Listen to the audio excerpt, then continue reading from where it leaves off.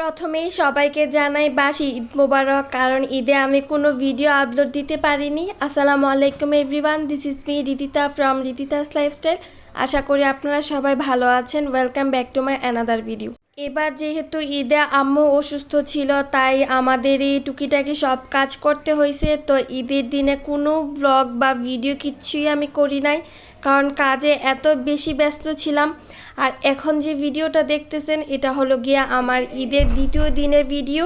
এবার ঈদটা একটু ডাল কাটছে, বাট ঈদের দ্বিতীয় দিন সবাই অনেক খুশি হয়ে গেছে। আমার আপু পুরা 2 বছর পর বাড়িতে আসতেছে, আর ওদের জন্য আম্মু এখানে কি বলে পুঁই শাক, আমাদের গাছের পুঁই শাক, তারপর ঢেঁড়স ভাজি, তাফ তাসনিমের জন্য ওরা ভাজি ছাড়া খাইতে পারে না। আর তার সাথে একটা কী যেন ছিল। এই তো খাবার এখানে সার্ভ করে দিছে, তাফ খাইতে বসে গেছে, ও অনেক ক্ষুধা লাগছে। আর এখানে ফ্রাইও করা হয়েছে ভিডিও প্রথমেই, আই হোপ আপনারা দেখে নিছেন।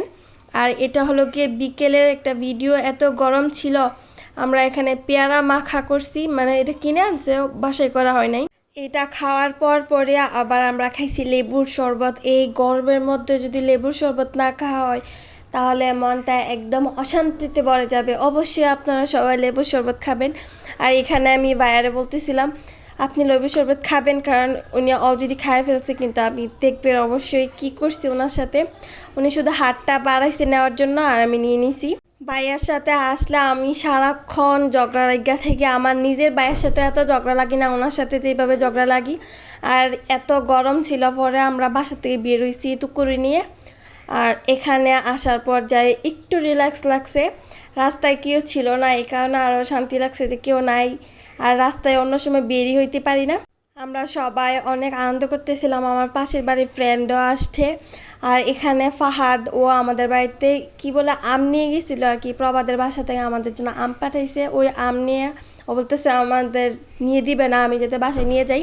ওই দিন পুরো বিকেলটাতে আমরা কি যে করছি কোনো আইডিয়া নাই। প্রথমে এই ভর্তা টর্তা, তারপর আমরা সব ফ্রেন্ডরা মিলে প্রবাদের বাড়ি থেকে আম পাড়ছি, কাঁচা আম পাইরা আবার আরেক ফ্রেন্ডের বাসায় গেছি, ওখানে গিয়ে ভর্তা বানাইছি ঝাল ঝাল করে। আর এখানে রাতের বেলা না, সন্ধ্যার সময় আর কি, আমি একটা আম কেটে নিছি। আম খাবো, আমি ইউজুয়ালি এত আম পছন্দ করি না, কিন্তু ওই দিন আমার এত ক্ষুধা লাগছিল সন্ধ্যায়, এখন আমার ইচ্ছা করতেছিল না যে কিছু বানায় খাবো, তাই আম কেটে নিছি। আই থিঙ্ক এটা আমরুপালি আম হবে, আমার এক্স্যাক্টলি মনে নাই। আর আম সম্পর্কে আমার এত ধারণাও নাই যে আমি বলতে পারবো এটা কোন আম বা কী। সব আমের ফ্লেভার আমার কাছে একই লাগে। এটা খেতে ভালোই ছিল, এত খারাপ ছিল না, কিন্তু আমের মধ্যে একটা মানে ফরমালিনের গন্ধ আসতেছিলো, ওইটা আমার একদম ভাল লাগে নাই। আর এখানে রাতের বেলা ডিনারে ছিল গিয়ে নান রুটি, আর তার সাথে ছিল পায়া।